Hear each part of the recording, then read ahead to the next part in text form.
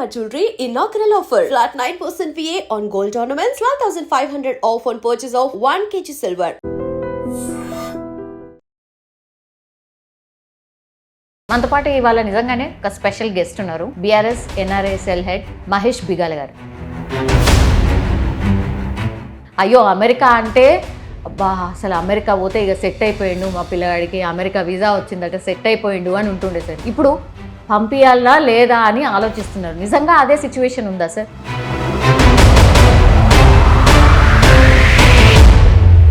Student అవ్వగానే H1 వస్తుంది, H1 రాగానే గ్రీన్ కార్డ్, ఇది అనేది ఒక పాత్ లాగా క్లారిటీ ఉండేది. సో ఇప్పుడు మారుతున్న పరిణామాల వల్ల ఏమైందంటే కేసీఆర్ గారిని డైరెక్ట్గా గ్రౌండ్లో ఎప్పుడు చూస్తాం అనేది పెద్ద ఎత్తున చర్చ సార్. అప్పుడిప్పుడు కనిపిస్తున్నారు కానీ కేసీఆర్ గారు బయటకు రావట్లేదు, అధికారం పోగానే ఎందుకు అట్లా లోపలనే ఉండిపోయారు, ఫామ్ హౌస్కే పరిమితం అయ్యారు, ఇట్లాంటివన్నీ కూడా వస్తున్నాయి. వాళ్ళు మీరు బయటకు రమ్మని రోజు కేసీఆర్ గారు వచ్చిన రోజు వాళ్ళు లోపలికి వెళ్ళాల్సిన పరిస్థితి ఉంటుంది ఖచ్చితంగా.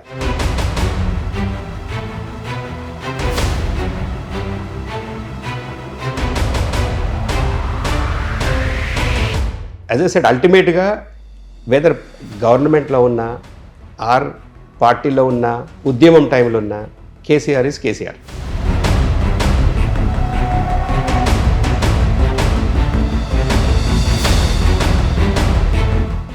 నమస్తే, వెల్కమ్ టు ఐడెంట్. మనతో పాటు ఇవాళ నిజంగానే ఒక స్పెషల్ గెస్ట్ ఉన్నారు. BRS NRI cell head Mahesh Bigala గారు. ఒకసారి మాట్లాడే ప్రయత్నం చేద్దాం. చాలా ఇష్యూస్ ఉన్నాయి యాక్చువల్లీ. ఇక బీఆర్ఎస్ అంటే పార్టీలో ఏం నడుస్తున్నాయి అది, అట్లాగే ఎన్ఆర్ఐ అనగానే అమెరికా, ఇక దేశాలకు సంబంధించిన అన్ని చాలా ఇష్యూస్ ఉంటాయి కాబట్టి ఒక్కసారి మాట్లాడి అసలు ఏం జరుగుతుంది ఏంది తెలుసుకునే ప్రయత్నం చేద్దాం. సార్ నమస్తే. నమస్తే. బాగున్నారా సార్? వెరీ గుడ్ అండి. మీది నిజామాబాదే, నాది నిజామాబాదే. మీది తినాలి మాది తినాలి. Yes exactly sir. Yes sir. Sir ఎట్లున్నారు మన పిల్లలు, మీరు ఎట్లున్నారు? I'm good, doing good. Yes yeah, పిల్లలు కూడా అంత బాగున్నారు. But again with the change in environment, అమెరికాలో కానీ గ్లోబల్లీ ఇప్పుడున్న మారుతున్న పరిణామాల బట్టి we have to adapt for the new governments అని న్యూ పాలసీస్ కానీ అడాప్ట్ చేయాల్సిన అవసరం అయితే ఉంది ఖచ్చితంగా. బాగా టెన్షన్ పడుతున్నారు సార్ ఇక్కడ ఉన్న పేరెంట్స్ అందరు కూడా. అయ్యో అమెరికా అంటే అబ్బా అసలు అమెరికా పోతే ఇక సెట్ అయిపోయిండు, మా పిల్లగాడికి అమెరికా వీసా వచ్చిందట సెట్ అయిపోయిండు అని ఉంటుండే సార్. ఇప్పుడు పంపించాలా లేదా అని ఆలోచిస్తున్నారు. నిజంగా అదే సిచ్యువేషన్ ఉందా సార్? అంటే అందరికీ లేదు, కాకపోతే సిచ్యువేషన్ ఈజ్ లైక్ దట్. ఇప్పుడు ఎవరైనా కానీ ముందు ఏంటంటే అమెరికాకి వెళ్ళారు, స్టూడెంట్ వీసాలు వెళ్ళారంటే స్టూడెంట్ అవ్వగానే H1 వస్తుంది, H1 రాగానే గ్రీన్ కార్డ్, ఇది అనేది ఒక పాత్ లాగా క్లారిటీ ఉండేది. సో ఇప్పుడు మారుతున్న పరిణామాల వల్ల ఏమైందంటే స్టూడెంట్ లాగా వచ్చిన తర్వాత ఎవరైతే స్టూడెంట్ లాగా వెళ్తారో, నేను చదువుకున్న తర్వాత నాకు H1 రాకపోయినా జాబ్ రాకపోయినా నేను బ్యాక్ వచ్చేస్తాను అని ప్రిపేర్ అయ్యి వెళ్ళాలి. ఎందుకంటే H1 అనేది ఆల్వేస్ లిమిటెడ్ కోటా ఉంటుంది కాబట్టి దానిలో లాటరీలో రాకపోయినా once or twice 2 years choice ఉంటుంది. అది రానప్పుడు మళ్ళీ ఏంటంటే ఇండియాకి రావాల్సిన పరిస్థితి ఉంటుంది. కాబట్టి ఇప్పుడు ఎవరైనా ఫైనాన్షియల్లీ చాలామంది ముందు ఏంటంటే కంఫర్టబుల్గా ఉండి ఫైనాన్షియల్గా బాగున్న వాళ్ళు మాత్రం పంపించేవాళ్ళు.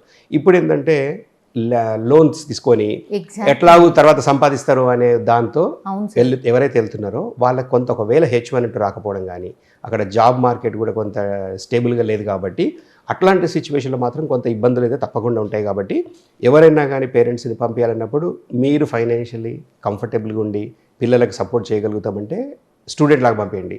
లేదంటే ఇక్కడే జాబ్ వచ్చాక ఇక్కడ నుండి జాబ్ ద్వారా H1 ట్రై చేసుకొని వెళ్తే దట్స్ ఎంప్లాయ్మెంట్ వీసా.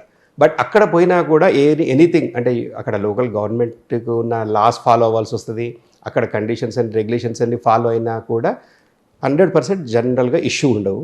కానీ ఏదన్నా కానీ కొన్ని జాబ్ లేకపోవడము ఇట్లా ఇన్ బిట్వీన్ ఏమైనా ఇష్యూస్ ఉంటే మాత్రం తప్పకుండా ఇప్పుడు ప్రస్తుతం ఉన్న గవర్నమెంట్ అంటే లాస్ ఆర్ ఆల్వేస్ దేర్. అంటే మీరు ఆ ఒబామా ఉండనివ్వండి, బిల్ క్లింటన్ ఇవ్వండి, బైడెన్ ఇవ్వండి, లాస్ ఎప్పుడూ ఉన్నాయి. అయితే లాసెస్ని how tough they will enforce. అయితే ఇప్పుడు మాటకి ఏంటంటే చాలా గట్టిగా ఎన్ఫోర్స్ చేస్తున్నారు కాబట్టి ఆ ఇబ్బందులు అనేది ఇప్పుడు కనబడతా ఉన్నాయి. సో ఇప్పుడు అమెరికాలో చూసుకుంటే almost they will say always 10 million people are illegal అని. అంటే ఇల్లీగల్ అనే వాళ్ళు ఉన్నారని గవర్నమెంట్కి తెలుసు, కానీ వాళ్ళు పంపించాలనే యాక్షన్ ఏ గవర్నమెంట్ తీసుకోలేదు. సో ఇప్పుడు ఎన్ఫోర్స్ చేస్తున్నారు. అట్లానే ఈవెన్ లీగల్లీ ఉన్న స్టేటస్లో కూడా కొంతమంది ఇబ్బందులు అయితే పడతా ఉన్నారు. ఓకే, మన తెలుగు వాళ్ళు ఎంతమంది ఉంటారు సార్? ఇప్పుడు ఇండియన్ పాపులేషన్లో చూసుకుంటే ఇప్పుడు H1 మీద వెళ్ళేది every year 65,000 per year quota ఉంటుంది. అండ్ దెన్ అగైన్ మాస్టర్స్కి వచ్చిన వాళ్ళు అనదర్ 20,000. అంటే టోటల్గా వచ్చేసరికి 85,000 H1 మీద వెళ్ళడానికి అవకాశం ఉంటుంది. దానిలో దాదాపు మోర్ దెన్ 60-70% ఇండియన్స్కే పోతాయి. ఆ 60-70 ఏదైతే ఉందో దానిలో సగభాగం తెలుగు వాళ్ళే తీసుకుంటారు. సో దట్స్ వేర్ మనకి తెలుగు వాళ్ళకి చాలామంది తెలుగు వాళ్ళకి ఇబ్బంది అవుతుంది, తెలుగు వాళ్ళకి ఇండియన్స్కి ఇబ్బంది అవుతుంది. అంటే ఎందుకంటే మన వాళ్ళు ఎక్కువ ఉన్నారు కాబట్టి ఇబ్బంది మన వాళ్ళకి ఎక్కువ వచ్చే ఛాన్స్ ఉంటుంది అట్లా. సో మన పాపులేషన్ డెఫినెట్లీ చాలా ఎక్కువ ఉంది మన దగ్గర, తెలుగు వాళ్ళ population and Indian population, specially student కానివ్వండి, H1 పైన కానివ్వండి, చాలా పాపులేషన్ తెలుగు వాళ్ళది ఉంది. యా, ట్రంప్ వచ్చిన తర్వాత చాలామంది సంతోషించారు, కానీ ఇప్పుడు భయపడుతున్నారు సార్ మన వాళ్ళు. ఎందుకు సార్ అట్లా భయపెట్టిస్తున్నాడు ట్రంప్? ఎందుకు భయపెట్టిస్తున్నాడు అంటే కొన్ని యాక్షన్స్ బేసికలీ చాలా మందికి ఇంతకుముందు అంటే యూఎస్లో బట్ 25 years నుంచి అక్కడ ఉండి I'm closely following with the so many governments కానివ్వండి, ప్రెసిడెంట్స్, వాళ్ళ అడ్మినిస్ట్రేషన్స్ అన్నీ చూశాను. అయితే చాలా మటుకు even Trump first administration was different. ఇప్పుడు సెకండ్ టర్మ్ వచ్చాక ముందు నుండి చెప్తూనే వస్తున్నాడు ఏంటంటే I'm going to make America great again. అంటే నేను అమెరికాని మళ్ళీ I want to bring it back అంటే have to take certain tough stands అని. దానిలో భాగంగా ఏమైందంటే నేను ఇల్లీగల్ వాళ్ళని పంపిస్తానని, ప్లస్ మిగతా వాళ్ళని ఇమిగ్రేషన్ ఇచ్చేస్తానని. దానిలో లీగల్ ఉన్న వాళ్ళకి కూడా కొంత కొలాటరల్ డ్యామేజ్, కొన్ని ఇబ్బందులు అయితే 100% అవుతా ఉన్నాయి. అంటే కొంతమంది ఇప్పుడు కొన్ని ఇన్స్టెన్సెస్లో 90 days లోపల జనరల్గా స్టూడెంట్స్కి ఓపీటీ వచ్చిన తర్వాత 90 daysలో జాబ్ రావాలి. ఓకే.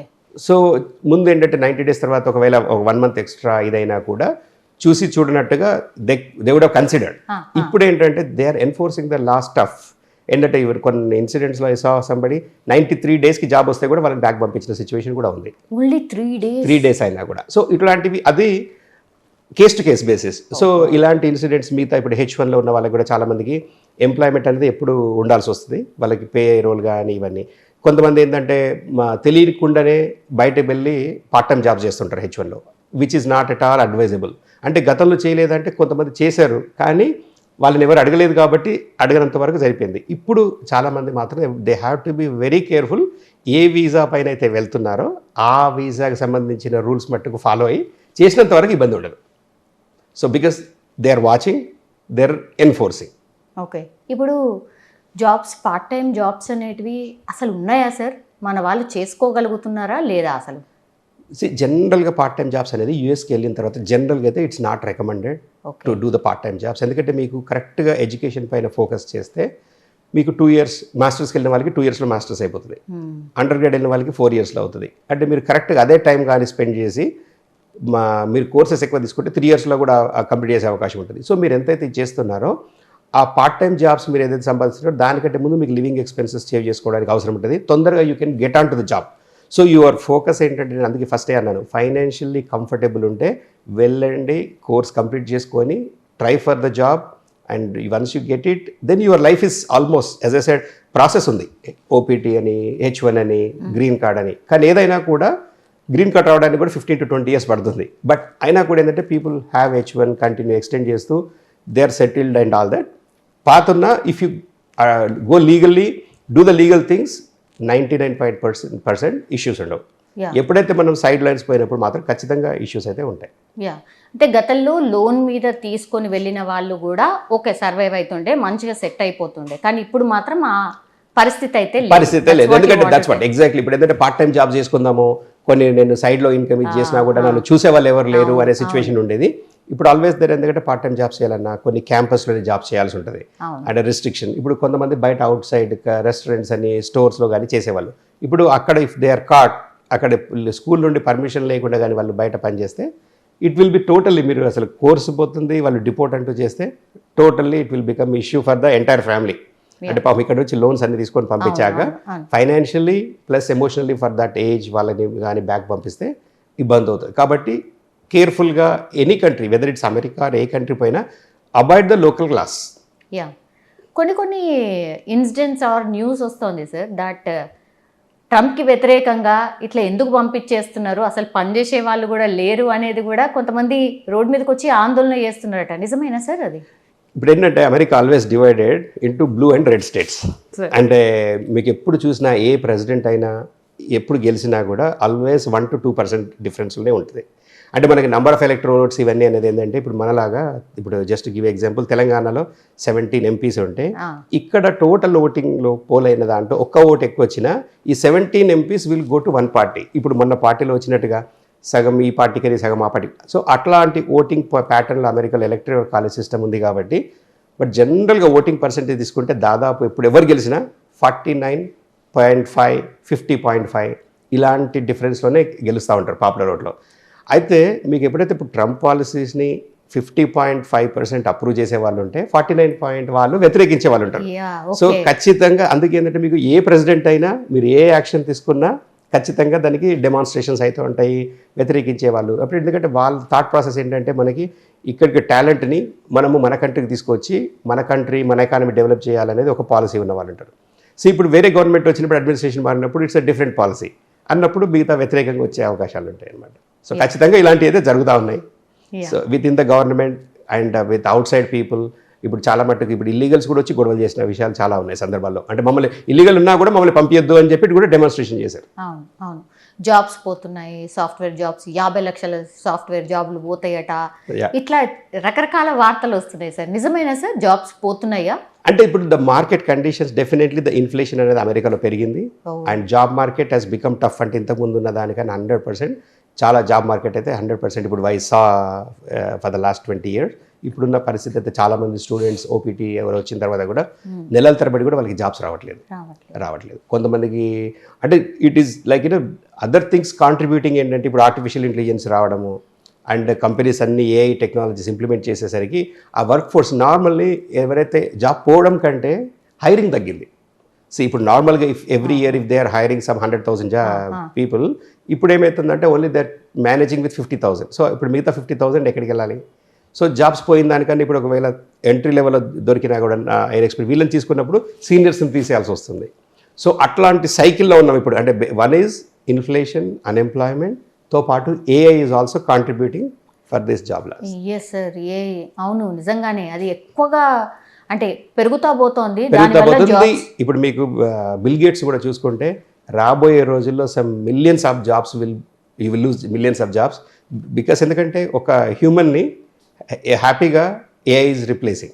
అంటే ఇన్ సెవరల్ అంటే not everything AI can do, but చాలా జాబ్స్లో ఏఐ ఇంప్లిమెంట్ చేయడం అనేది చాలా మటుకు పెరిగిపోయింది. అందుకనే ఇప్పుడు రాబోయే రోజుల్లో కూడా కాలేజీలలో కానివ్వండి ఎక్కడ కోర్సులు చేసినా everybody is recommending that you do AI. ఎందుకంటే you're to be compete in the current మార్కెట్లో చేయాలంటే ఖచ్చితంగా ఆర్టిఫిషియల్ ఇంటెలిజెన్స్లో మీరు నైపుణ్యం ఉండాల్సిన పరిస్థితి ఏర్పడింది అందరికీ. Yes sir, exactly. ఇప్పుడు చాలామంది పిల్లలు వాళ్ళ పేరెంట్స్ కూడా అయ్యో అమెరికా వెళ్తే ఇంకా సెట్ అయిపోతుంది అని అంటే అమెరికానే కాదు, ఆ లైన్లో ఇప్పుడు కెనడా కనిపిస్తోంది, అట్లాగే ఆస్ట్రేలియా కూడా కనిపిస్తోంది. ఇండియన్స్ని ఎవరైతే ఉన్నారో వాళ్ళని పంపించేసేయండి అంటున్నారు. అంటే అంత ఎక్సెస్గా మనం వెళ్ళిపోయినామా sir? What is the reason? మనకి మెయిన్ ప్రాబ్లం ఏంటంటే I always say because I mean to education sector also. ఆస్ట్రేలియాలో కానీ ఇండియాలో I mean to education sector. మనకి ఏదైతే ఇండియాలో ఉన్న 1.4 బిలియన్ పాపులేషన్ ఏదైతే ఉందో మన కాలేజ్ గ్రాడ్యుయేట్స్, స్కూల్ గ్రాడ్యుయేట్స్ ఎవరైతే ఉన్నారో వాళ్ళకు సరిపడా they don't have enough premier colleges for under grad and post grad here. So ఇలాంటి పరిస్థితులు ఏమవుతుందంటే అందరూ పక్క దేశాల్లో చూడాల్సిన పరిస్థితి ఏర్పడింది. వాళ్ళందరికీ ఏంటంటే ఇక్కడ మంచి క్వాలిటీ ఎడ్యుకేషన్స్ అంటే మనం we can name some IITs కానీ ఎన్ఐటీస్ కానీ, దీనిలో మన ఉన్న ఇండియన్ పాపులేషన్కి 0.001% స్టూడెంట్స్కి కూడా అక్కడ అడ్మిషన్ రాదు. సో దే హ్యావ్ టు నార్మల్గా వేరే కాలేజీలకు వెళ్ళాలి. అయితే వీళ్ళందరికీ క్వాలిటీ ఎడ్యుకేషన్ దొరకనప్పుడు ఏంటంటే పక్క దేశాల్లో మొదలు పెడుతున్నారు. పక్క దేశాల్లో కూడా ఎంతవరకు అబ్జర్వ్ చేయగలుగుతారు? ఇప్పుడు ఈవెన్ ఎగ్జాంపుల్ ఆస్ట్రేలియా ఉంది. ఆస్ట్రేలియాలో కూడా ఎవ్రీ ఇయర్ అబౌట్ 300,000 అంటే 3 లక్షల పైన జనాలు స్టూడెంట్స్ వస్తూ ఉన్నారు.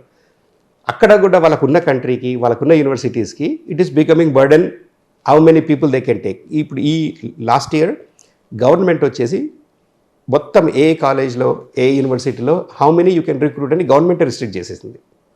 సో ఇప్పుడు ఎక్కడ పోయినా కూడా అంటే మన సచ్ ఎ బిగ్ కంట్రీ. ఇప్పుడు ఆల్వేస్ ఒకసారి మీకు కేసీఆర్ గారు అనే మాట ఒకటి ఉంటుంది, గుర్తుంటుంది. India is such a big country. ఏంటంటే మనం అగ్రికల్చర్ కానీ మన పంట మనం పండించుకోవాలి. రేపొద్దున ఇండియాలో కానీ ఎక్కడన్నా కానీ పంట పండించని పరిస్థితి వస్తే ఏ కంట్రీ కూడా మనకు సపోర్ట్ చేసే పరిస్థితులు లేదు. ఎందుకంటే we are such a big country. Same thing ఇప్పుడు మీరు ఎడ్యుకేషన్లో కూడా చూసుకున్నా కూడా ఏంటంటే ఇంతమంది గ్రాడ్యుయేట్స్ వస్తున్నారు. ఇంతమంది వీళ్ళందరూ పోవాలంటే మిలియన్స్లో వస్తున్నప్పుడు మొత్తం అన్ని కంట్రీస్ కలిసి కూడా 1 మిలియన్ వరకే తీసుకోగలుగుతారు. మిగతా వాళ్ళకి ఇక్కడే చూడాలి. అంటే ద బాటమ్ లైన్ ఏంటంటే India should develop premium institutes in India. అంటే ఇక్కడ ఇప్పుడు ఏమవుతుందంటే ఫారిన్ కరెన్సీ బయట కంట్రీకి వెళ్ళిపోతుంది, టాలెంట్ బయటికి వెళ్తుంది. కాబట్టి ఇండియానే ఇప్పుడు చాలా ఫారిన్ యూనివర్సిటీస్కి వాళ్ళు రావడానికి మొగ్గు చూపుతున్నారు. కాబట్టి ఇండియాలోనే టాలెంట్ని తయారు చేసుకుంటే రాబోయే కాలంలో India will be the number 1 in terms of education and technology and everything. అంటే రాబోయే 30-40 ఇయర్స్ కావచ్చు ఏదైనా కూడా, బట్ ఫండమెంటల్ ఏంటంటే ఎడ్యుకేషన్ సిస్టమ్ని మార్చాల్సిన పరిస్థితి ఉంది. యా, అంటే స్కిల్ లోపం ఏమన్నా కారణమా సార్ దీనికి? మెయిన్ రీజన్ అదే అంటారు. 100% స్కిల్ లోపం. ఎందుకంటే మనకి ప్లస్ బయట చదివే అమెరికాలో కానీ వేరే కంట్రీలో చదివే వాళ్ళకి ఏంటంటే మన వాళ్ళకి డిగ్రీ వస్తుంది, స్కిల్ లేదు. So they are not employable. అంటే మనకి డిగ్రీ రాగానే ఏ జాబ్ ఇచ్చినా వాళ్ళు జాబ్ చేసే పరిస్థితిలో ఉండరు. మనది ఏంటంటే మోర్ ఆఫ్ థియరిటికల్ దీనిలో ఉంది. అమెరికాలో కానీ బయట వెస్ట్రన్ కంటే ద ఎడ్యుకేషన్ అనేదే సెల్ఫ్ లెర్నింగ్ చాలా ఇంక్లూడ్ అయిపోయి ఉంటుంది అక్కడ. సో వాళ్ళకి స్కిల్ అనేది వాళ్ళు వైల్ దే ఆర్ ఇది చేసేటప్పుడే స్కిల్ డెవలప్ అయిపోతుంది. ఇక్కడ మనకు అందుకే ఇప్పుడు స్కిల్ యూనివర్సిటీస్ అనే స్కిల్ డెవలప్మెంట్ కేటీఆర్ గారు వచ్చిన తర్వాత టాస్క్ అని పెట్టారు. ఇవన్నీ కూడా ఏంటంటే స్కిల్ ఇంప్రూవ్ చేయడానికి ఆ కాలేజ్లో యాడ్ చేయడానికి. మన గవర్నమెంట్స్ ఏవైతే చాలా ఇంతకుముందు 10 ఇయర్స్లో కేటీఆర్ గారు ఇప్పుడు లాట్ ఆఫ్ ఎఫర్ట్ అంతా స్కిల్లింగ్, దానివల్ల ఈ మాత్రం చాలా ఇంప్రూవ్ అయింది. కానీ ఇప్పుడు నాట్ ఓన్లీ తెలంగాణ కాదు, ప్రతి గవర్నమెంట్ కానీ even across India they should focus more. అంటే చేయాల్సినంత జరగట్లేదు ఇండియాలో, స్కిల్లింగ్ పైన జరగాల్సినంత. ఇప్పుడు బయట ఇప్పుడు సెంట్రల్ గవర్నమెంట్ ఏంటంటే స్కిల్లింగ్కి ఇంత ఫండ్ పెడుతున్నామని, ఇంత బడ్జెట్ ఉందని, కానీ ఆ రూపంలో ఇప్పుడు మనకు వచ్చే లక్షలలో మంది గ్రాడ్యుయేట్స్ వాళ్ళు స్కిల్లింగ్ అవ్వాలి. ముందు ఇంటర్న్షిప్స్ ఉండాలి ఫస్ట్. అంటే జాబ్లో వాళ్ళు బయటకు వచ్చే లోపల వాళ్ళకి ఇంటర్న్షిప్స్ అయ్యి ఆ జాబ్ ఎక్స్పీరియన్స్ వస్తే ఇట్ బికమ్స్ ఈజీ. దానివల్ల ఏమవుతుందంటే చాలామంది డిగ్రీ వచ్చాక జాబ్ లేక ఉండాల్సి వచ్చిన పరిస్థితి వస్తుంది, అన్ఎంప్లాయిడ్గా ఉండిపోవాల్సి వస్తుంది. Yes sir. ఇంకోటి ఏంటంటే సార్, నాకు తెలిసి మీ దగ్గర కూడా చాలా మంది వస్తూ ఉంటారు అనుకుంటా. ఈ మధ్య కాలంలో ఆత్మహత్యలు అనుకోండి, యాక్సిడెంట్స్ అనుకోండి, అంటే అక్కడ ఫారెన్లో ఏదైనా జరిగితే అసలు మన ఇండియాకి రప్పించుకోవడానికి ఆ ఇన్ఫర్మేషన్ రావడానికి కూడా ఒక పెద్ద టాస్క్ లాగా అట్లే అనిపిస్తూ ఉంటుంది సార్. సార్ వై సార్ మీరందరు ఉన్న తర్వాత కూడా ఈ ప్రాబ్లం ఎందుకు సార్? అంటే ఇప్పుడు ఏదేదైనా కూడా ఇండివిజువల్గా ఎవరు చేసినా గవర్నమెంట్ వ్యవస్థలోనే మార్పులు రావాల్సిన పరిస్థితి ఉంది. ఇప్పుడు అమెరికాలో చాలా మటుకు ఎవరన్నా చనిపోయినా ఏదన్నా వాళ్ళ బాడీ ఇక్కడికి తీసుకురావాలన్నా, వాళ్ళ ఫ్యామిలీకి ఏదన్నా అసిస్ట్ చేయాలన్నా చాలా మట్టుకు ఏంటంటే first thing they will do is any Telugu అసోసియేషన్కి అప్రోచ్ అయిపోతారు. సేమ్ ఇప్పుడు గుజరాతీ వాళ్ళు ఉంటే గుజరాతీ అసోసియేషన్స్ అని. సో వాళ్ళకు అక్కడ ఉన్న కాంటాక్ట్స్తో ఎంబసీని కాంటాక్ట్ చేయడం అది చేసేసి most of the associations they are sending them back to India. So అంటే అసోసియేషన్స్ అవన్నీ చేస్తున్నారు. వేర్ ఇండియన్ ఎంబసీ కూడా అక్కడ కోఆర్డినేట్ చేసుకుంటున్నారు. But they are not taking the lead. ఇప్పుడు అసోసియేషన్స్ తీసుకున్న లీడ్ని ఒక బాడీ ఎవరైనా చనిపోయారు వాళ్ళది ఇది అంటే ఇండియన్ ఎంబసీ అనేవాళ్ళు they should take the responsibility. They are coordinating, కానీ వేరే వాళ్ళు కాంటాక్ట్ చేస్తే they are not taking the responsibility. అది మనకి సెంట్రల్ గవర్నమెంట్లో ఆ పరిస్థితులు మారాల్సిన పరిస్థితి ఉంది. అదే ఇప్పుడు లాస్ట్ టైం కేసీఆర్ గారు ఇక్కడ వచ్చినప్పుడు ఏం చేశారంటే తెలంగాణలో ఈవెన్ బయట కంట్రీలు ఎవరు వచ్చినా కూడా ఇప్పుడు ఎయిర్పోర్ట్ నుండి వాళ్ళ ఇంటి వరకు అంబులెన్స్లో పంపించి వాళ్ళ అప్పకి చెప్పేసి వచ్చే అట్లాంటి కార్యక్రమాన్ని కేసీఆర్ గారు మొదలుపెట్టారు. అప్పుడు అట్లానే ఎందుకంటే ఇంతకుముందు గల్ఫ్లో కూడా చాలా మటుకు ఇష్యూస్ అవుతున్నాయి. అప్పుడు ఈ సెంట్ మీ పర్సనల్లీ నేను వెళ్ళాను.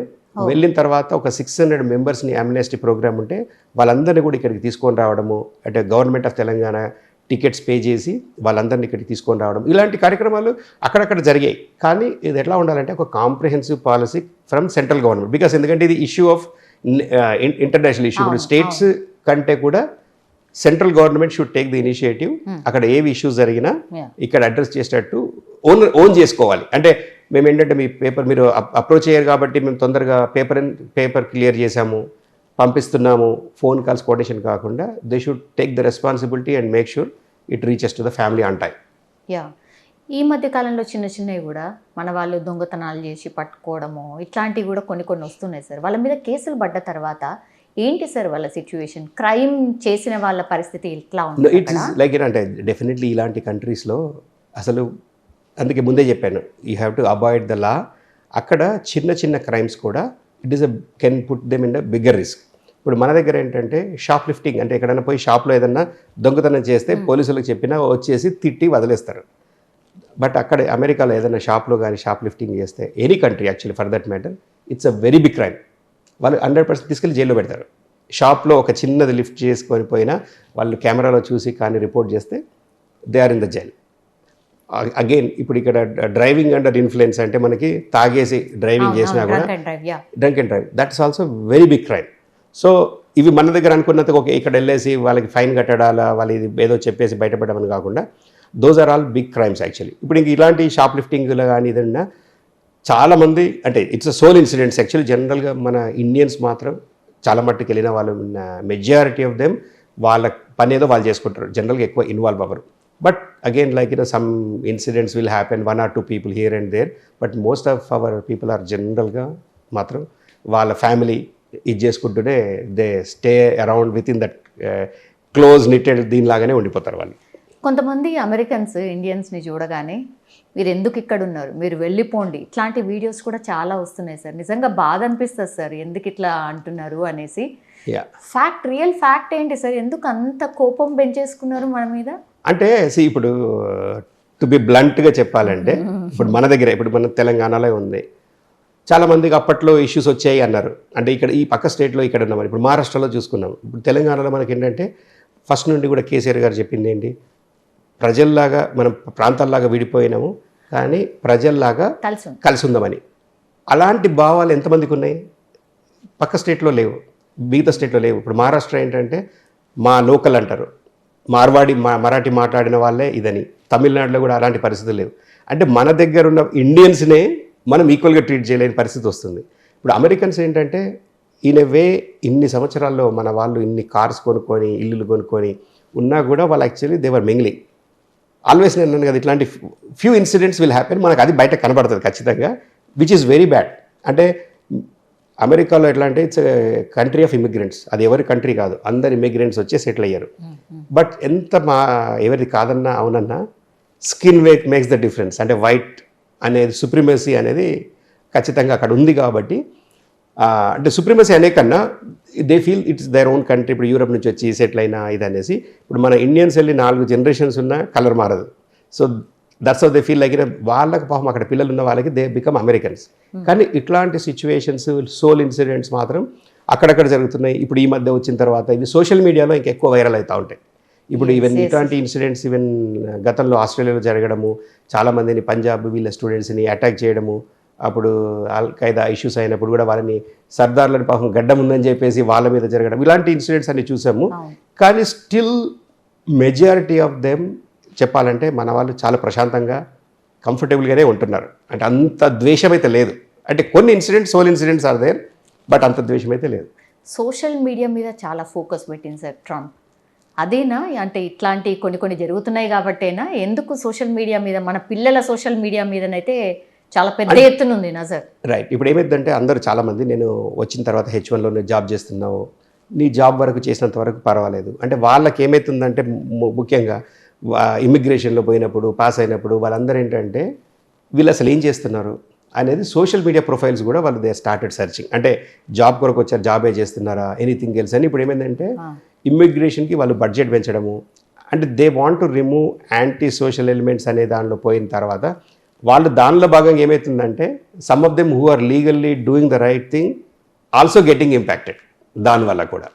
సో ఖచ్చితంగా అయితే మీరు ఎవరైనా సోషల్ మీడియాలో ఏదైనా పోస్ట్ చేయాలన్నా, ఎవరైనా ఏ కంట్రీలో ఉన్నా కూడా unless it is relevant, unless you are abiding by the law, please don't post on the social media anything. అంటే ఎవరో ఏదో పంపించారు కదా అని చెప్పి ఫార్వర్డ్ చేయడము అని చెప్పేసి మీకు అథెంటికేట్ చేసుకోకుండా ఎనీ మెసేజ్ పోస్ట్ చేస్తే ఖచ్చితంగా ఇబ్బందులు అయితే ఉంటాయి. కాబట్టి you to be careful on the social media, specially నువ్వు what you post on the social media becomes your owner of that content. Yeah, okay. So ఒక రకంగా రెస్ట్రిక్ట్ చేయడమే, ఎందుకంటే దేశాల మధ్య కూడా చాలా జరుగుతున్నాయి కదా సార్. కరెక్ట్. ట్రేడ్ బార్ అని 25% నుంచి 50% అని, పహల్గామ్ దాడి తర్వాతనే ఇదంతా జరుగుతుందని. సార్ ఫేస్ టు ఫేస్ చర్చించుకోవాల్సిందే కానీ you can't post it on social media, అదే కదా జరుగుతోంది. అందుకే ఇప్పుడు if you look at it now after all this thing also the end of the day is that he's looking forward to meet Modi అని చెప్పేసి Trump గారు. So చాలా యుద్ధాలు కానీ ఏదైనా కూడా ఇద్దరు కూర్చొని చర్చల వల్లనే ఫలితాలు వస్తాయి. కాబట్టి ఖచ్చితంగా we should hope that America will build again మన ఇండియాతో మంచి రిలేషన్షిప్స్ వస్తాయి మళ్ళీ బ్యాక్ అని చెప్పేసి, దట్స్ అ టెంపరీ అనుకొని I'm hoping that definitely in రాబోయే రోజుల్లో India and America will have the very good relationship మళ్ళీ. యా, పెహల్గాం దాడి జరిగిన తర్వాత సార్ మన ఇండియా రియాక్ట్ అయిన తీరు అక్కడ ఏం చర్చించుకున్నారు సార్ నిజంగా? అంటే it's a different thing because at the government లెవెల్లో ఇట్స్ యాజ్ అమెరికా జనరలీ వాళ్ళకి ఎప్పుడైనా పెద్దన్న పాత్ర ఉంటుంది కాబట్టి ఇప్పుడు అక్కడ ఇజ్రాయెల్లో వార్ జరుగుతున్నా, గాజాలో వార్ జరుగుతున్నా, ఇరాన్ మధ్యలో జరుగుతున్నా, రష్యా యుక్రెయిన్ జరుగుతున్నా, జనరలీ ఆ కంట్రీస్ ఏంటంటే they expect America to intervene and ఒక పెద్దన్న పాత్ర పోషించి వాళ్ళందరికీ సమాధానం చెప్పాలి, చర్చల్లో ఇచ్చేది. కాకపోతే మనకి ఇండియాకి వచ్చేసరికి ఏంటంటే between India and Pakistan no third party, అంటే ద్వైపాక్షిక ద్వారానే మేము చర్చించుకొని మేము ఇది చేస్తాం, we don't want anybody to interfere అనే పాలసీ ఉంది. సో అదే పాలసీని మోడీ గారు ఇంప్లిమెంట్ చేశారు. But when it comes to America ఏంటంటే దే వాంట్ టు అంటే ఇంటర్ఫియర్ అని కదా, ఎండ్ ఆఫ్ ద డే మేము సాల్వ్ చేస్తాం అనే సిచ్యువేషన్. సో అక్కడ maybe there is some kind of a difference of understanding between the two governments అని నేను అనుకుంటున్నాను. యా, సో అదొక్కటే అంతే.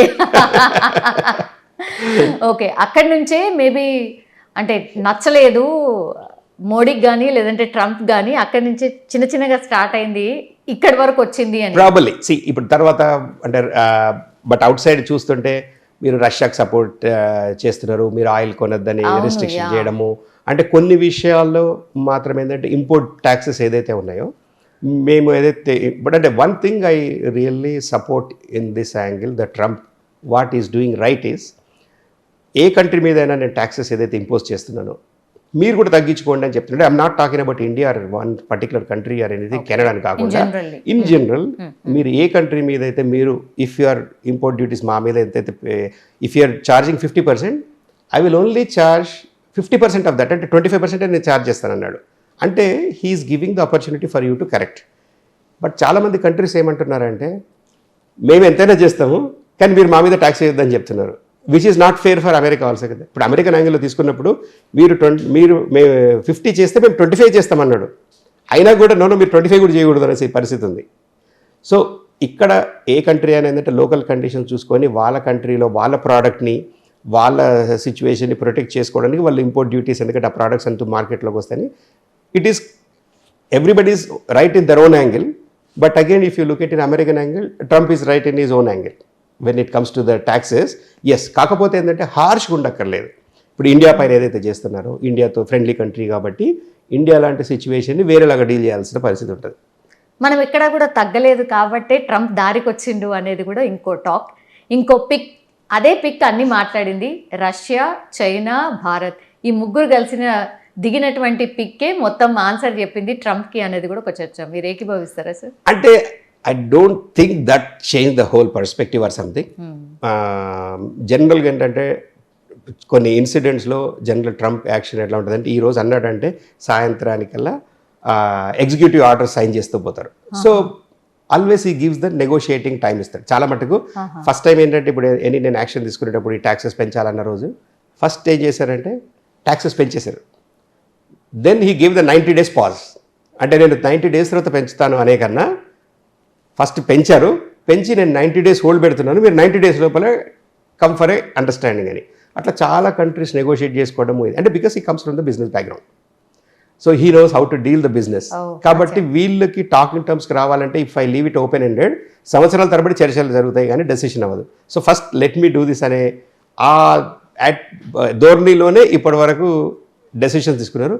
మళ్ళీ తర్వాత వచ్చేసరికి most of the things sorted out. అంటే చాలా కంట్రీస్తో ఇప్పటి వరకైతే, ఇప్పుడు యూరోప్తోని కానివ్వండి, మిగతా చాలా కంట్రీస్తో కూడా, ఇప్పుడు యుక్రెయిన్తో మనం చూసుకున్నాం, జెలెన్స్కీతో ఆయన డిస్కషన్ వైట్ హౌస్ చూసాం. తర్వాత ఇప్పుడు మొన్న ఆ తర్వాత 3 weeks తర్వాత it all different scenario. So ఈ style of working is little different compare to other leaders because he comes with the business background and he know how to get the business అనే యాంగిల్లో వెళ్తుంటారు. Yeah, అదే అంటున్నారు sir. అంటే first ఏమో భయపెట్టిస్తారు, ఆ తర్వాత కొంత కూల్ చేసే ప్రయత్నం ఏదో చేస్తూ ఉంటారు, ఆ తర్వాత కూడా వినకపోతే మాత్రం ఆయన స్టైల్లో ఆయన ఇది చేస్తూ ఉంటారు. బట్ డెఫినెట్లీ ఏంటంటే both the countries understand, India and America, they're the biggest democratic countries in the world, kabatti they have to work together and telusu. It's only the matter of the time. I am confident that, as I said, we will have a much better relationships with India and America soon. Yeah, నవంబర్లోనే జరగబోతోంది కదా sir రెండు countries మధ్యలో talk. Hope so అంత సర్దు మనుగుతుంది, everything will be all right అని. ఎందుకంటే ఇండియన్స్ చాలా మంది టెన్షన్ పడుతున్నారు, అయ్యో ఏంది ఇది, మన మీదనే కోపం ఎందుకు ఉంది అనేది కూడా చాలా మంది మాట్లాడుతున్నారు sir. Yeah, all right sir, I think we have covered all the things. Yes, moving on sir, you are from BRS party కాబట్టి కొన్ని క్వశ్చన్స్, ఫ్యూ థింగ్స్ ఇప్పుడు లోకల్లో జరుగుతున్నాయి సార్. సార్, 10 సంవత్సరాల పాటు బీఆర్ఎస్ అధికారంలో ఉంది, అధికారం కోల్పోయిన తర్వాత అధికారంలో ఉన్నప్పుడు ఏం డిఫరెన్స్ చూస్తున్నారు సార్ మీరు? అధికారంలోకి వచ్చినప్పుడు, ఎందుకంటే I'm in with the party, ఉద్యమం నుండి కూడా మేము కేసీఆర్ గారితో, కేటీఆర్ గారితో వీళ్ళందరితో కలిసి పనిచేసాం కాబట్టి I saw them very closely. And ఇప్పుడు నేను బయట ఉన్నప్పుడు కూడా యాజ్ ఎన్ఆర్ఐగా కానీ, కాంట్రిబ్యూషన్స్ కానీ, ఇప్పుడు ఇక్కడ వచ్చినప్పుడు కానీ, so that's how I know both sides. అయితే ఉద్యమంలో జరిగినప్పుడు తెలంగాణ సాధించాలనేది ఒక్కటే మార్గం. అంటే ఏది చేయాలన్నా కూడా నేను I do everything for Telangana అనేది కేసీఆర్ గారి ధ్యేయం ఉండింది. అట్లానే 2001 నుండి 14 దాకా మీరు చూసుకుంటే ఎవరితో కలవాలన్నా, ఏ పార్టీతో కలవాలన్నా, ఎన్ని రకాల కాంప్రమైజెస్ అవ్వాలన్నా తెలంగాణ సాధించే దిశలో అన్ని చేసి సాధించారు. కేసీఆర్ గారు తెలంగాణ సాధించిన తర్వాత 2014 నుండి మళ్ళీ ఒకటే ఏమనుకున్నారంటే, ఇప్పుడు ఇక్కడ ఉన్న పరిస్థితుల్లో మనకి స్టేట్ వచ్చే ముందు we don't have proper power లేదు, వాటర్స్ లేదు, అండ్ మనం ఏవైతే నీళ్లు నియామకాలు ఇలాంటివి ఏవైతే మనం చెప్పి వచ్చామో ఇవన్నీ అవ్వాలి అంటే, ఇప్పుడు కిరణ్ కుమార్ రెడ్డి కూడా ఇప్పుడు ప్రజెంటేషన్ చేసి తెలంగాణ మొత్తం అంధకారం ఉండబోతుందని. సో వీటన్నిటిని ఛాలెంజ్గా తీసుకొని కేసీఆర్ గారు ఏంటంటే రావడంతోనే మొట్టమొదటిసారిగా వాటర్ అండ్ ఎలక్ట్రిసిటీ పవర్ పైన ఈ ఫోకస్ చేశారు. తర్వాత ఇమ్మీడియట్గా అగ్రికల్చర్ పైన కానివ్వండి, ఎంప్లాయ్మెంట్ పైన, వీటన్నిటిని ఫోకస్ చేసి గత 10 yearsలో ఏమైందంటే పార్టీ పునర్నిర్మాణం.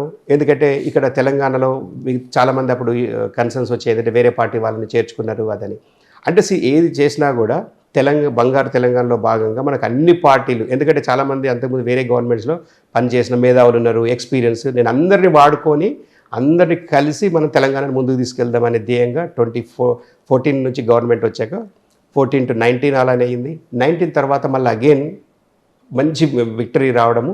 సో తర్వాత మనం ఎన్నో చూసాం, కాళేశ్వరం ప్రాజెక్ట్ లాంటివి. ఇప్పుడు ఏదైతే కాంగ్రెస్ దుమారం లేపుతున్నారో it is going to be the world's wonder లాగా. ఇప్పుడు మీరు చూస్తే ఇప్పటికి కూడా మీరు ఈరోజు if you search in the Google the biggest lift irrigation project అంటే కాళేశ్వరం వస్తుంది. అంటే ఆ కట్టిన ఘనత అనేది ఎక్కడ మారదు. ఇప్పుడు ఏంటంటే ఈ పొలిటికల్గా ఏవైతే మనకి ఇక్కడ కాంగ్రెస్ గవర్నమెంట్ ఏదైతే చేస్తున్నా కూడా, బట్ దే ఆల్సో నో ఈ ప్రాజెక్ట్ అనేది గతంలో కట్టలేదు, ఫ్యూచర్లో ఎవరు కట్టలేరు. మరి సిబిఐకి రికమెండ్ చేసింది సార్, అక్కడ ఏదో జరిగింది, 1000 కోట్లు 1,00,000 కోట్లు అందులో వృధా అయినాయి. సో ఇప్పుడు అదే చెప్తా ఉన్నారు. ఇప్పుడు ఎందుకంటే 1,00,000 కోట్లు ఏదైతే మాట్లాడుతూ ఉన్నారో అసలు ప్రాజెక్ట్ కాస్టే 1,00,000 కోట్లు లేదు.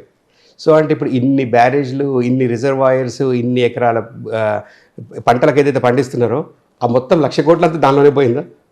సో ఎనీవే అప్పుడు ఆ కాళేశ్వరం ఏదైతే మన ఎన్నోసార్లు దానికి సంబంధించిన ప్రతి పాయింట్కి హరీష్ రావు గారు ప్రజెంటేషన్ చేయడము, ఇప్పుడు ఇక్కడే కూర్చొని మేము కూడా ఎన్ఆర్ఐస్ అందరికీ కూడా ఒక ప్రజెంటేషన్ ఇవ్వడం జరిగింది కాళేశ్వరం పైన. అసలు కాళేశ్వరం జరిగింది చిన్న ఒక 2-3 పిల్లర్లు మేడిగడ్డ దగ్గర ఏదైతే జరిగిందో ఆ ఇష్యూని పట్టుకొని పెద్దగా చేస్తున్నారు కానీ, బట్ అసలు కాళేశ్వరం అంటే ఏంటి అని చెప్పేసి ఎన్ఆర్ఎస్తోనే కాదు చాలామంది ఎమ్మెల్యేస్ని కానివ్వండి, పొలిటికల్ లీడర్స్కి, తెలంగాణ ప్రజలందరికీ కూడా ఎడ్యుకేట్ చేయడం జరిగింది హరీష్ రావు గారు. సో ఆ ఇంపార్టెన్స్ ఆఫ్ కాళేశ్వరం అనేది ఆ ఫలితాలు అందుతుంది. ఇప్పుడు మొన్న కూడా సీఎం గారు వెళ్ళి గండిపేటలో ఇవన్నీ చేసేసి మేము ఆ వాటర్ తీసుకొస్తున్నామంటే indirectly that is coming from Kaleshwaram only. మనకి హైదరాబాద్ వాటర్ తీసుకొస్తున్నా కానీ. సో ఇదంతా పొలిటికల్ రిపర్కషన్స్ తప్ప ఇట్స్ వాటర్కి సంబంధించి కానీ ఇది definitely the best project for the Telangana. KCR గారిని డైరెక్ట్గా గ్రౌండ్లో ఎప్పుడు చూస్తాం అనేది పెద్ద ఎత్తున చర్చ సార్. ఇప్పుడు కనిపిస్తున్నారు కానీ హెల్త్ ఇష్యూస్ ఉన్నాయని, ఎందుకో యాక్టివ్ లేరని, అట్లాగే మీకు తెలుసు ఆ ఫ్యామిలీలో ఈ మధ్య కాలంలో ఏం జరుగుతోంది అనేసి కూడా. తన మెంటాలిటీ ప్రకారం సార్ హౌ మెనీ టైమ్స్ అంటే ఎన్ఆర్ఐస్తోని ఎక్కువ ఫ్రీక్వెంట్గా మాట్లాడుతూ ఉంటారు, ఎక్కువ రాకపోయినా దిల్ బీ ఇన్ టచ్ అనేది కూడా ఒక చర్చ సార్. మీకేమనిపిస్తోంది అంటే వై కేసీఆర్ గారు బయటకు రావట్లేదు, అధికారం పోగానే ఎందుకు అట్లా లోపలనే ఉండిపోయారు, ఫామ్ హౌస్కే పరిమితం అయ్యారు, ఇట్లాంటివన్నీ కూడా వస్తున్నాయి. ఫామ్ హౌస్ అనేది కేసీఆర్ గారి ఇల్లు. సో దాన్ని ఫామ్ హౌస్ అంటూ ఇట్లా కాంగ్రెస్ దుష్ప్రచారం చేస్తూ పోయారు. సో కేసీఆర్ గారు ఏంటంటే తన ఇంట్లో కేసీఆర్ గారు ఉంటున్నారు. అయితే ఇప్పుడు ముందున్నప్పుడు సీఎం ఉన్నప్పుడు ప్రగతి భవన్లో ఉండేవాళ్ళు. అప్పుడు ప్రగతి భవన్లో ఉంటున్నా కూడా తన వ్యవసాయ క్షేత్రం యాక్చువల్లీ, అంటే ఇప్పుడు వీకెండ్స్ వచ్చినా కానీ వ్యవసాయం అంటే కేసీఆర్ గారికి చాలా ఇష్టం. కాబట్టి ఎక్కువ టైం ఇప్పుడు అక్కడ పోయి ఫామ్ హౌస్లో ఉంటున్నా కూడా పంటల్లో తిరగడము అండ్ పంటలు ఇచ్చేయడము, ఒక రైతులకు కూడా వెళ్ళిపోయినా చూస్తూ ఉంటారు. So that is his personality. అట్లానే ఇప్పుడు మనకి ప్రజల్లోకి రావడం అనేది ఇప్పుడు ఎక్కడున్నా కూడా everybody agrees that he is the best, one of the best strategist in the country అనేది కూడా అన్ని పార్టీలు కూడా ఏకీభవిస్తాయి. ఆ స్ట్రాటజీస్ వల్లనే తెలంగాణ సాధ్యమైంది. ఉద్యమాలు ఒక సైడ్ అయితే strategies also place equally important and అనే దానిలో అవన్నీ కలిసి ఇది చేసుకోవాలి. ఎప్పుడు కూడా ప్రగతి భవన్లో ఉన్న సీఎంగా ఉన్నా కూడా ఇప్పుడు ఆల్రెడీ మనకి కేటీఆర్ గారు వర్కింగ్ ప్రెసిడెంట్గా ఉన్నారు పార్టీకి. Is available everywhere for every activity. Harish Rao garu చాలా యాక్టివ్గా పనిచేస్తూ ఉన్నారు. మిగతా లీడర్షిప్ అంతా కూడా పనిచేస్తూ ఉన్నారు. కేసీఆర్ గారు ఏంటంటే ఎప్పటికప్పుడు సూచనలు చేస్తూ ఉంటారు. అంటే మన పార్టీకి, అంటే తను రావడం అనే కాదు, మన పార్టీని ముందుకు ఎలా తీసుకెళ్ళాలి, ఎలాంటి డైరెక్షన్లో పోవాలి, ఎలాంటి సూచనలు చేయడం అనేది. మీరు పబ్లిక్లు అంటారా, ఖచ్చితంగా మళ్ళీ కేసీఆర్ గారు వచ్చిన తర్వాత అనేది ఒక ప్రభంజనమే రాబోయేది. సో మీరు కేసీఆర్ గారిని రావాలని ఎవరైతే కాంగ్రెస్ వాళ్ళు ఎప్పుడైతే మీరు బయటకు రావాలని అనుకుంటే మీరు బయటకు రమ్మని రోజు కేసీఆర్ గారు వచ్చిన రోజు వాళ్ళు లోపలికి వెళ్ళాల్సిన పరిస్థితి ఉంటుంది ఖచ్చితంగా. సో ఈరోజు ఇప్పుడు అవకాశం కొరకు ఏంటంటే ఖచ్చితంగా రాబోయే రోజుల్లో విత్ ఈ స్ట్రాటజీస్ ఎప్పుడు రావాలి, ఎప్పుడు ఏ సూచనలు చేయాలి అనేది ప్లాన్ చేస్తూ ఉంటారు. అంటే కేసీఆర్ గారు రావడమే కాదు, పార్టీ తరఫున వర్కింగ్ ప్రెసిడెంట్ వెళ్ళినా, మిగతా లీడర్షిప్ వెళ్ళినా, it's a parties with the public. ఈరోజు యూరియా కొరతలు రానివ్వండి, ఏది వచ్చినా కానీ ఎప్పటికప్పుడు ప్రజల్లోనే ఉంటా ఉన్నారు.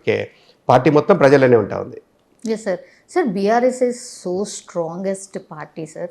ఎట్లా బిల్డ్ చేసుకుందో, నిర్మాణం ఎట్లా జరిగిందో మనం అందరం చూసాం సార్. ఎందుకు సార్ ఊకే బీఆర్ఎస్ పార్టీని బీజేపీలో విలీనం చేస్తారు అనేది ఒక చర్చ చాలా రోజుల నుంచి మీకు తెలుసు.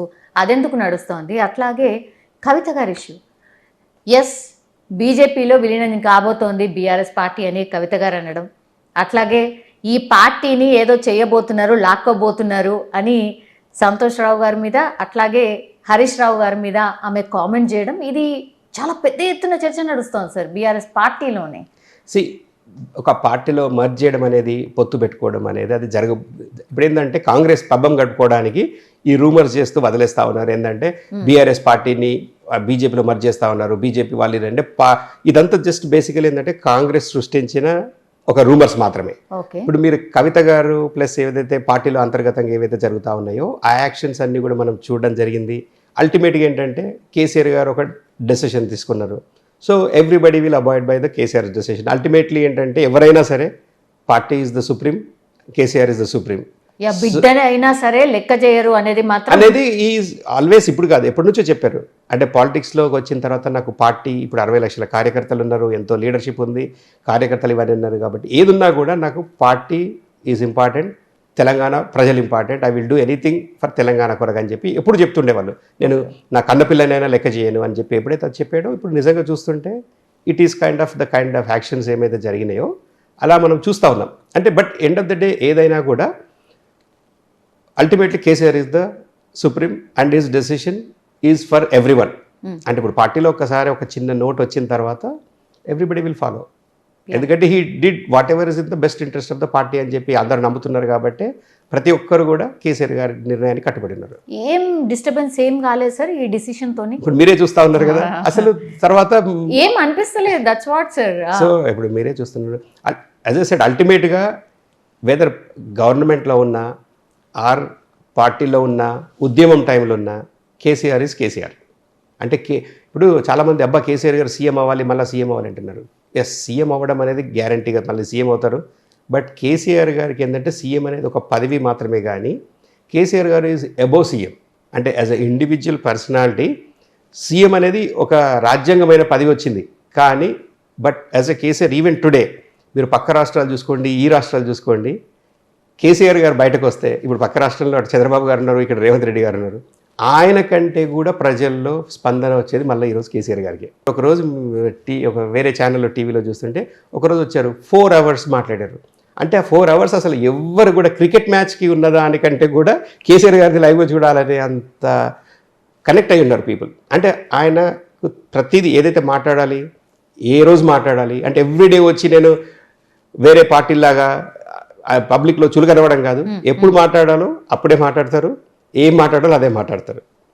యా, ఇప్పుడు బీఆర్ఎస్ పార్టీకి నెక్స్ట్ ఉన్నటువంటి అంటే ఛాలెంజ్ ఏమనుకోవచ్చు అంటే ఇప్పుడు Jubilee Hills bypoll sir again I think Maganti Gopinath గారి వైఫే ఉండబోతున్నారు అనుకుంటా. నిన్ననే కేటీఆర్ గారు మాట్లాడినట్టున్నారు సార్. రైట్ పర్సన్ అయినా సార్? 100%. ఎందుకంటే పార్టీగా మాగంటి గోపీనాథ్ గారి సేవలు చాలా ఉన్నాయి అక్కడ జూబ్లీహిల్స్లో చేసినాయి.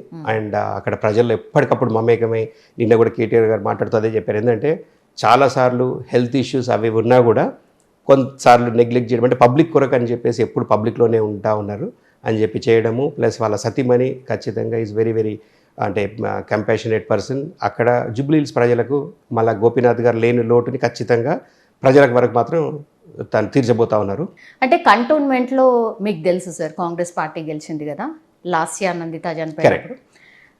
మళ్ళీ అదే రిపీట్ అయ్యే ఛాన్సెస్ అసలు లేవంటారా జూబ్లీహిల్స్లో? అదేంటంటే ఎలక్షన్ అయిన తర్వాత it was too early. General elections అయిన తర్వాత అప్పుడున్న కాంగ్రెస్ ప్రభుత్వం ఏవైతే హామీలు ఇచ్చారో వీళ్ళు బాగా చేయబోతున్నారు అని మళ్ళీ ఒకసారి అవకాశం ఇచ్చారు. ఎప్పుడైనా జనరల్గా ఈ బై ఎలక్షన్స్ అనేది రూలింగ్ పార్టీకి కొంత అడ్వాంటేజ్ ఉంటాయి, ఎనీ రూలింగ్ పార్టీ. ఇక్కడ అప్లై కదా ఇక్కడ ఇప్పటికి ఏంటంటే ప్రజలు ఆల్రెడీ చూశారు. అంటే అప్పుడు లాస్ట్ ఇయర్ అయిన ఎలక్షన్ టైంకి ఇప్పటికి తేడా ఏంటంటే అప్పటికి ఇంకా కాంగ్రెస్ ప్రభుత్వాన్ని ఎక్స్పీరియన్స్ అవ్వలేదు జనాలు. ఇప్పుడు ఏంటంటే 1.5-2 years ఎక్స్పీరియన్స్ అయిన తర్వాత వాళ్ళకి కాంగ్రెస్కి బీఆర్ఎస్కి అనేది డిఫరెన్స్ క్లారిటీ వచ్చేసింది. కాబట్టి మీరు ఇప్పుడు రూరల్లోనే ఎక్కువ మట్టుకు గెలిచారు. అయితే ఈ బై ఎలక్షన్ అనేది జూబ్లీహిల్స్ అనేది ఆగదు కాబట్టి ఎలక్షన్ వస్తుంది. ఈ ఎలక్షన్ వచ్చి రిజల్ట్ వచ్చేలోపు మిగతా 10 దానిలో ఎవరైతే డిస్క్వాలిఫై అవుతారో 100% మళ్ళీ టీఆర్ఎస్ క్యాండిడేట్స్ విల్ విన్.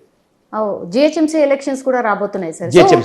అందరూ కూడా ఇప్పుడు జూబ్లీహిల్స్ బైపోల్ మీదనే ఉన్నారు సార్.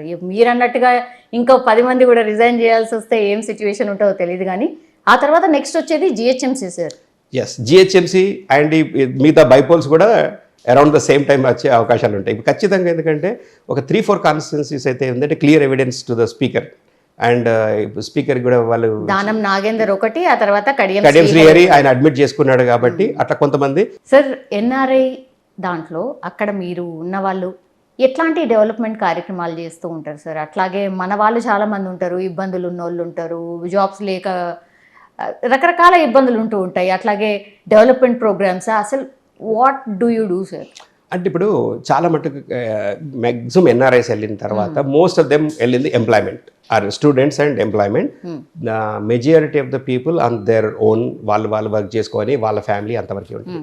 అయితే కొంతమంది ఏంటంటే ఎంటర్ప్రెనర్స్ లాగా బాగా పైకి వచ్చారు. అంటే తర్వాత వాళ్ళ జాబ్ తర్వాత ఎంటర్ప్రెనర్షిప్లో చాలా మటుకు ముందు ఏంటంటే అందరూ ఐటీ అన్నట్టు ఉండేది. ఇప్పుడు చాలామంది తెలుగు వాళ్ళు కూడా వేరే సెక్టర్స్, రియల్ ఎస్టేట్ కానీ అమెరికాలో చూసుకున్న మిగతా వాటిలో కూడా అందరూ వెళ్తూ ఉన్నారు. అపార్ట్ ఫ్రమ్ దట్ ఏంటంటే సోషల్ యాక్టివిటీస్ ఇప్పుడు చాలా మటుకు మీరు ఎన్నో సంఘాలు చూసారు ఎన్నో దేశాల్లో, తానా ఆట నాట ఇట్లా అన్ని రకరకాల సంఘాలు కూడా ఏర్పడుతుంది. ఇవన్నీ ఏంటంటే సోషల్ గ్యాదరింగ్. అట్లానే what can be done to home country అనేది కూడా చాలామంది ముందుకు వస్తూ ఉన్నారు. అయితే ఈ డెవలప్మెంట్ కార్యక్రమాలు ఏదైతే ఉన్నాయో కొంతమంది వాళ్ళ దగ్గర ఊర్లలో ఏదన్నా అంటే దత్తత తీసుకొని ఇది చేస్తూ ఉన్నారు. ఇప్పుడు పర్సనల్లీ ఎందుకంటే నేను మా విలేజ్లో అడాప్టెడ్ మై స్కూల్ అండ్ ఇప్పుడు అక్కడ వచ్చిన తర్వాత it is going to B ఇప్పుడు ఈ స్కూల్ ఈజ్ రెడీ. తర్వాత అక్కడ మా కేసీఆర్ గారు ఉన్నప్పుడే స్కూల్ని కూడా మనకు గ్రాంట్ చేయడం జరిగింది with government and my personal కాంట్రిబ్యూషన్తో పాటు దాన్ని మొత్తం రీమోడల్ చేసి building the complete new school. అంటే దాని పాతది డిస్మెంటల్ చేసి దాని తర్వాత అదేంటంటే it's naming after my father and my grandfather అని చెప్పేసి జిల్లా పరిషత్ ఉన్నత పాఠశాల బిగాల కృష్ణమూర్తి ఉన్నత పాఠశాల మాక్లూర్, అలాగే ప్రైమరీ స్కూల్ బిగాల గంగారాం అనేసి ఇలాంటి కార్యక్రమాలు ఏదైతే ఉందో ఇప్పుడు నేను ఎన్ఆర్ఐగా నేనే చేయడం కాకుండా I have seen several of my friends. ఇప్పుడు మిగతా వాళ్ళు కూడా చాలామంది most of them they are doing for the education. ఇప్పుడు ఎందుకంటే ఎంత అమెరికాలో ఏ సిచ్యువేషన్లో ఉన్నా కూడా చాలామంది రూరల్ బ్యాక్గ్రౌండ్ నుంచి వచ్చిన వాళ్ళే ఉన్నారు. అండ్ చాలామంది సిటీస్లోనే కాకుండా విలేజెస్లో చదువుకున్న వాళ్ళు ఉన్నారు. సో వాళ్ళందరూ కూడా they are coming forward to contribute something. And again I appeal through I dreams that మీరు అందరూ కూడా ముందుకు రండి, give it back to the society. అంటే చాలామందికి ఏంటంటే ఛానల్స్ నేను చేయాలన్నా ఎలా చేయాలో తెలియదు. Exactly sir. సో అలాంటి వాళ్ళకి ఎవరికైనా ఇప్పుడు మీకు తెలంగాణ వరకు వచ్చిన తర్వాత నేను already I work as a global NRI coordinator with the గవర్నమెంట్లో కూడా ఏ యాక్టివిటీ అదర్ పార్టీ అయినా గవర్నమెంట్ అయినా I use to go along with the party. కాబట్టి చాలా డిపార్ట్మెంట్స్లో ఎవరిని కనెక్ట్ చేయడము ఇలాంటివన్నీ చేశాను. ఇప్పటికి కూడా anybody who ever wants to come back and contribute something to your hometown or your city, please do so. ఎందుకంటే this will give the biggest satisfaction in your life. మీరు ఎంత సంపాదించారని కాదు, మీరు సొసైటీకి ఏం చేశారు అనేది మీ ఎప్పటికి ఉండిపోతుంది. కాబట్టి I appeal to everyone. Yes sir, you want to tell something sir? Lastly ఏమైనా చెప్పదలుచుకున్నారా సార్? అంటే ఇప్పుడు నేను ముఖ్యంగా వెదర్ ఇట్స్ ఎన్ఆర్ఐస్ కానివ్వండి, ఏదన్నా అనుకున్నా కూడా మీరు వెళ్ళడము, మీ దేశాల్లో సెటిల్ అయ్యారు కాబట్టి ఏ కంట్రీలో ఉన్నా సరే మీరు avoid by the local loss. I'm repeating again, avoid by the local loss. అక్కడ కూడా మీరు ఇమ్మిగ్రేషన్ లాస్ అక్కడ ఏవైతే ఉంటాయి, ప్లస్ లోకల్ లాస్ ఏ ఉన్నా కూడా ఉన్నంత వరకు 99% యు ఆర్ సేఫ్. కాబట్టి వాటిని మాత్రం ఫాలో అవ్వండి. ఇప్పుడు ఎక్కడ మటుకు ఇండియాకి సంబంధించి మీరు కల్చర్ కానీ సోషల్ యాక్టివిటీస్ కానీ ఫాలో అవ్వండి, కానీ but while respecting that local loss. అంటే మనం ఏదైనా కూడా అతి చేయకూడదు. సో ఇలాంటి సిచ్యువేషన్స్ చూసి కొంతమంది ఇబ్బందులు పడ్డ వాళ్ళు ఉన్నారు కాబట్టి అలాంటి సిచ్యువేషన్స్ను అట్లానే కంటిన్యూ చేయండి. తర్వాత again my last appeal, again same thing repeating, that do something, give it back to the society. That is my main appeal for all the NRIs. Recently I think డాలస్లో పెద్ద ఈవెంటే చేసినట్టున్నారు సార్. ఎట్లా జరిగింది sir? బాగా జరిగిందా? So ఇప్పుడు ఏంటంటే ఇక్కడ ఎల్కతుర్తిలో వరంగల్లో చాలా పెద్ద సభ, కనివిని పెద్ద సభ జరిగింది. అదే బీఆర్ఎస్ పార్టీ రజతోత్సవాలు జరుపుకుంటున్న టైంలో ఆ కార్యవర్గ మీటింగ్కి నేను కూడా వెళ్ళడం జరిగింది. సో ఎప్పుడైతే అక్కడంతా ఇక్కడ ఇండియాలో మన వరంగల్లో ఇంత పెద్ద మీటింగ్ ప్లాన్ చేస్తున్నప్పుడు నేను ఆ రోజే కేసీఆర్ గారికి రిక్వెస్ట్ చేయడం జరిగింది. సార్ ఇదైతే రజతోత్సవ సభలు ఏదైతే మీరు ఇక్కడ ఇండియాలో చేస్తూ ఉన్నారో, పార్టీ 25 సంవత్సరాలైంది. తెలంగాణ ఉద్యమంతో పాటు బంగారు తెలంగాణలో వీటన్నిటిలో కూడా ఎన్ఆర్ఐలు అందరిది ఒక పాత్ర ఉంది, పాలు పంచుకుంటున్నారు. కాబట్టి ఇలాంటి సభల్ని మేము ప్రపంచవ్యాప్తంగా బయట జరుపుకోవడానికి మాకు కూడా అవకాశం ఇవ్వండి అని చెప్పేసి నేను అప్పీల్ చేయగానే వెంటనే తప్పకుండా అని చెప్పేసి ఇమ్మీడియట్గా కేటీఆర్ గారితో కలవడము, let's do it in first start with America. నేను అడిగింది 5 కంట్రీస్లో నేను రిక్వెస్ట్ చేశాను. America, Australia, UK and South Africa plus Gulf కంట్రీస్లో కానీ ఎక్కడన్నా ఒక దగ్గర మనం చేస్తే మలేషియా, సింగపూర్లో కానీ అని చెప్పేసి రిక్వెస్ట్ చేసిన వెంటనే first event we said like we will do it in America అనుకున్నాం. అక్కడ మన తెలుగు వాళ్ళు ఎక్కువ డాలస్లో ఉంటారు కాబట్టి అలానే it fell on the June 2nd. మేము అనుకున్న డేట్కి June 2nd వచ్చింది కాబట్టి Telangana formation day plus BRS party. అయితే మేము అనుకున్న తర్వాత అక్కడికి వెళ్ళి చాలా మంచి స్పందన వచ్చింది. ఆ స్పందన చూసి we had to change the venue to the bigger stadium. అక్కడికి వచ్చేసరికి మాకు దాదాపు 10,000 మంది పైన రిజిస్ట్రేషన్స్ అవ్వడము. అండ్ పీపుల్ వర్, మేము అందరిని అకామిడేట్ చేయలేకపోయాం. చాలామంది టైం అయిపోయిన తర్వాత డోర్స్ మూసేసిన తర్వాత కొంతమంది వాపసు వెళ్ళిపోయాల్సిన పరిస్థితి వచ్చింది. అంటే దాదాపు 7-8 వేల మంది లోపల రావడము. అంటే this is like the biggest success and even for the పార్టీకి కూడా one of the biggest event out side of India. అంటే ఇది నేను స్టేజ్ పైన కూడా అప్పుడే చెప్పాను అనమాట. ఇది కని విని జరగని చరిత్రలో జరిగిపోయే ఈవెంట్ ఇది. అండ్ ఇలాంటి ఈవెంట్ అనేది మళ్ళీ ఎవరు చేద్దామన్నా రిపీట్ చేద్దామన్నా అవ్వదు. ఆ రిపీట్ అంటూ జరగాలంటే మళ్ళీ కేసీఆర్ గారు డాలస్ రావాలి, మళ్ళీ ఇలాంటి దీనికంటే పెద్ద ఈవెంట్ చేయాలి. అంటే అది ఎప్పుడో జరుగుతుంది అని చెప్పేసి ఆ స్టేజ్ ముందే చెప్పడం జరిగింది. అయితే కేటీఆర్ కూడా అంటే he was very very impressed and he was so surprised. ఎందుకంటే దాంతోపాటు చాలామంది మన నాయకులు వచ్చారు. దాదాపు ఎమ్మెల్యేలని, ఫార్మర్ మినిస్టర్ 7 మెంబర్స్, అండ్ తర్వాత ఎమ్మెల్యేస్, ఎమ్మెల్సీస్, లీడర్షిప్ 50 మంది లీడర్షిప్ టీం కూడా వాళ్ళందరూ కూడా యుఎస్ రావడం జరిగింది. అంటే అక్కడ చూస్తుంటే ఇంత పెద్ద పార్టీ ఈవెంట్ అసలు ఇది అమెరికానా, అసలు ఇండియాలో అవుతుందా అన్నంత బ్రహ్మాండంగా ఈవెంట్ చేసుకోవడం జరిగింది. అండ్ కేటీఆర్ గారు కూడా అంటే ఆయనకు ఉన్న ఫ్యాన్ ఫాలోయింగ్ చూస్తే ఈవెంట్ 9 o'clockకి మేము కంక్లూడ్ చేసిన తర్వాత till 11:30-12 1-to-1 photo, but 2.5 to 3 hours ప్రతి ఒక్క లైన్ కట్టి 4,000 to 5,000 పీపుల్ 1-to-1 ఫోటో తీసుకోవడం జరిగింది కేటీఆర్ గారితో. సో అంటే అంత అభిమానం ఉంది. సో అదే అన్నారనమాట కేటీఆర్ గారు, నేను ఒక పార్టీ ప్రెసిడెంట్ కాదు, నేను ఎక్స్ సీఎం కాదు, నేను మా పార్టీ అధికారంలో లేదు. అంటే ఇదంతా చూస్తుంటే ప్రజలకున్న అభిమానం, this is sending the message to Telangana. Dallas నుంచి కూడా మీరు కరెక్ట్ మెసేజ్ పంపిస్తూ ఉన్నారు. అంటే ఇంతమంది ఇన్ని గంటలు ఫ్యామిలీస్తో లేడీస్ వాళ్ళు వచ్చి 3 hours నా కొరకు లైన్లో ఉండి ఫోటో తీసుకుంటున్నారు. ఎక్కడెక్కడ నుంచో పక్క రాష్ట్రాల నుంచి వచ్చారు. అంటే డాలసే కాకుండా ఆస్టిన్ పక్క సిటీస్ నుంచి, హ్యూస్టన్ నుంచి, ఎన్నో స్టేట్స్ నుంచి కూడా కేటీఆర్ గారిని చూడడానికి వచ్చారు. అంటే this is like shows it is a respect on the party, respect on KCR, and people are looking for the change again back to the TRS. అంటే this is the clear message indicated from Dallas. అండ్ రాబోయే రోజుల్లో మళ్ళీ ఇక్కడ by elections హడావుడిలో ఉన్నారు కాబట్టి ఇది అవ్వగానే మళ్ళీ కేసీఆర్ గారితో, కేటీఆర్ గారితో చర్చించి మళ్ళీ యూకేలో కానీ మిగతా కంట్రీస్ అన్నింటిలో కూడా we will continue this for 1 year. ఈ సభలు చేద్దాం అనుకున్నాం. We will continue to do that. Yes sir, thank you sir, thank you so much. అంటే చాలాసేపు మా కోసం టైం స్పెండ్ చేశారు అండ్ చాలా విషయాలు షేర్ చేశారు. Thank you. And don't forget to subscribe to iDream. And for more videos, Please subscribe to iDream. Please subscribe to iDream. Please subscribe iDream. And please subscribe to iDream. For more videos, subscribe to iDream. please like, share and subscribe to the channel. Congratulations, iDream. Subscribe to iDream. Subscribe to iDream. So subscribe to iDream Media. iDream ki iDream team andarki huge congratulations. Please subscribe iDream Media. Please subscribe to iDream. Subscribe iDream. Please subscribe to iDream. iDream అంటే నా కళల ఛానల్ను subscribe చేసుకున్న నోరు తిరుగుతలేదు. మీరైతే గంట గుర్తు కొట్టండి. For more such videos, please subscribe to iDream. Subscribe to iDream. Please subscribe to iDream. Please subscribe iDream Media. Please do subscribe to iDream. Please subscribe to iDream Media. For best entertainment and information, please subscribe iDream.